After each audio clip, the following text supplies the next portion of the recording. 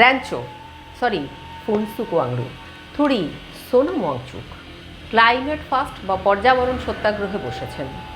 লাদাখের unique and fragile ইকোসিস্টেমকে রক্ষা করবার জন্যে তিনি আজ দীর্ঘ 21 দিন ফাস্টিং করবেন, সেইভাবেই তিনি প্রতিজ্ঞা করেছেন এবং আজকে তার ফাস্টিংয়ের দিন শেষ হতে চলল, 21 দিন শেষ হতে চলল। যাই হোক, সোনাম ওয়াংচুক নামটি ইন্ট্রোডাকশনের প্রয়োজন রাখে না, সকলেই জানেন তিনি একজন পৃথিবীখ্যাত ইঞ্জিনিয়ার।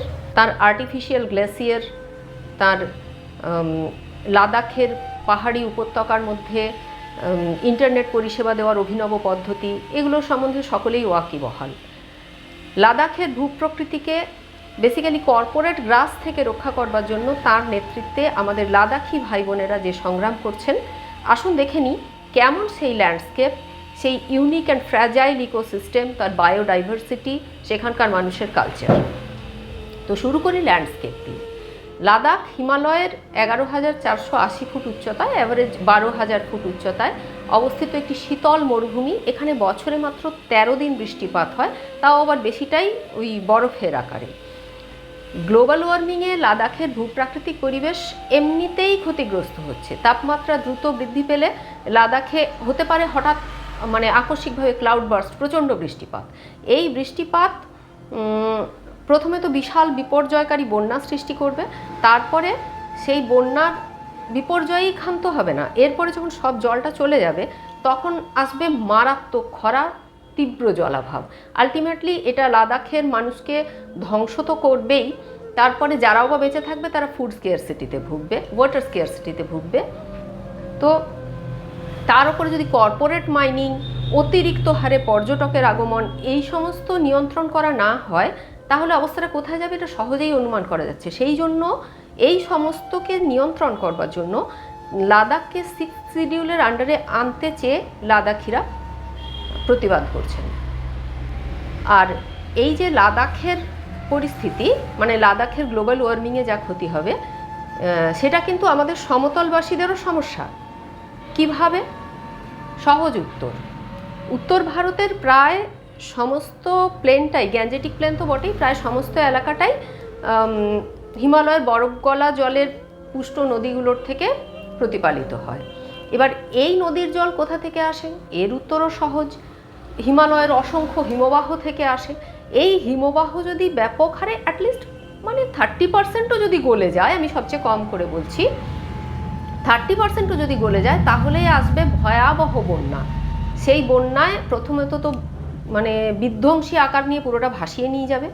এরপরে যখন জল নেমে যাবে, নদী যখন শুকনো হয়ে যাবে, তখন আসবে মর্মান্তিক জলাভাব আর খরা, সঙ্গে থাকবে মারাত্মক টেম্পারেচার।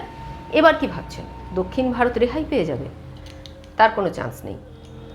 যেখানে এত পরিমাণ হিমবাহ গলে যাবে, তো খুবই স্বাভাবিক ব্যাপার কি সমুদ্রের জলস্তর অনেকটাই বেড়ে যাবে। এটা ঘটবে গোটা পৃথিবীতেই, আমি এই মুহূর্তে শুধু ভারতবর্ষের কথাই বলতে চাই। তখনই সমুদ্রের জলস্তর বেড়ে গেলে আমাদের উপকূল অঞ্চল পুরোটা ডুবে যাবে এবং বড় বড় সিটি যেগুলো মুম্বাই, চেন্নাই ইত্যাদি আছে বা তার সংলগ্ন সমস্ত উপকূল অঞ্চল সম্পূর্ণভাবে জলমগ্ন হয়ে যাবে। তো ভেবে দেখুন কত অসংখ্য ক্লাইমেট রিফিউজি তৈরি হবে, কিন্তু তাদেরকে আশ্রয়টা দেবে কে? সকলেই তো বিপন্ন হবে। তখন শুরু হয়ে যাবে মানুষে মানুষে মর্মান্তিক জীবন সংগ্রাম। সেই জন্যই বন্ধু, এটা সকলের জন্যই ভীষণ প্রয়োজনীয় ইস্যু। আসুন সকলেই এটা একটু মাথা ঘামাই, একটু ভেবে দেখি। আচ্ছা, এরপর আসি আমরা লাদাখের এই পটভূমিতে যে বিচিত্র জীব বৈচিত্র্য বিকশিত হয়েছে তার কথায়। তো লাদাখের জীব বৈচিত্র্য বলতে আমাদের প্রথমেই মনে টাইগার এমনিতেই একটা বিপন্ন বিলুপ্তপ্রায় প্রজাতি হতে চলেছে। আর এই টাইগারের যেটা মেন শিকার সেটা হচ্ছে হিমালয়ান ব্লু শিপ, একটা ইউনিক অ্যানিম্যাল। পাহাড় বেয়ে এরা যখন খাড়াই পাহাড় বেয়ে এরা যেভাবে দৌড়োয়, সেটা একটা অদ্ভুত জিনিস, ইউনিক অ্যানিম্যাল এগুলো। এছাড়া আছে ব্যাকটেরিয়ান ক্যামেল, এদের 2টো পুঁজ আছে। এরপরে ওয়াইল্ড ইয়াক, এদের সংখ্যাক্রমেই কমছে। মারমট আছে, এটা একটা রোডেন্ট প্রজাতি। আর আছে ক্রিটিক্যালি এন্ডেঞ্জার্ড ব্রাউন বিয়ার, এরা সুরু, জাসকর, কার্গিল, ড্রাস ইত্যাদি এলাকায় এদেরকে দেখা যায়, এদের সংখ্যাও ক্রমেই কমছে।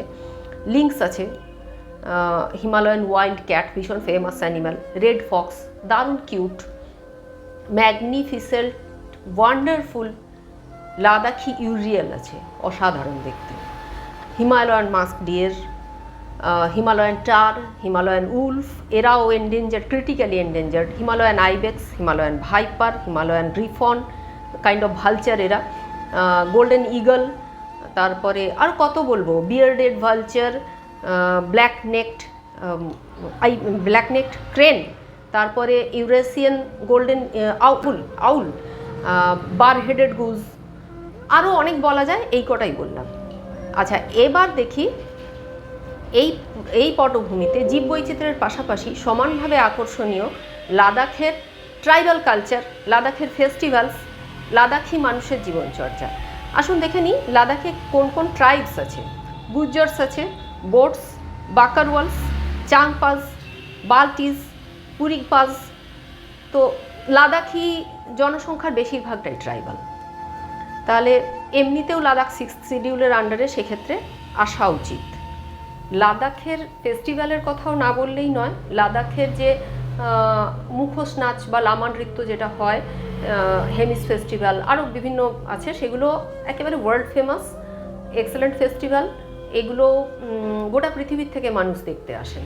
এবার দেখুন আমাদের দেশে বা সারা পৃথিবীতেই বলা যায় যে পরিবেশ ইস্যু মানুষের কাছে আজ পর্যন্ত কোনো বড় ইস্যু বা ভোটের ইস্যু হয়নি, কোনো বড় রাজনৈতিক ইস্যু হয়নি।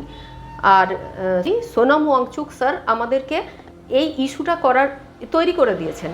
এটাকে আমাদের আগে এগিয়ে নিয়ে যাওয়া উচিত। প্লিজ ফ্রেন্ড, কথা বলুন, বি ভোকাল, কারণ এটা আমাদের স্বার্থে, ওনার নিজের স্বার্থে নয়। আর বলিহারি যাই আমাদের সেলিব্রিটিদের, এদের মুখে তো কোনো কথাই নেই, পাছে কর্পোরেট তন্ত্রের সুবিধা থেকে এনারা একচুল কম পেয়ে যান, সেই জন্য চুপ করে আছেন।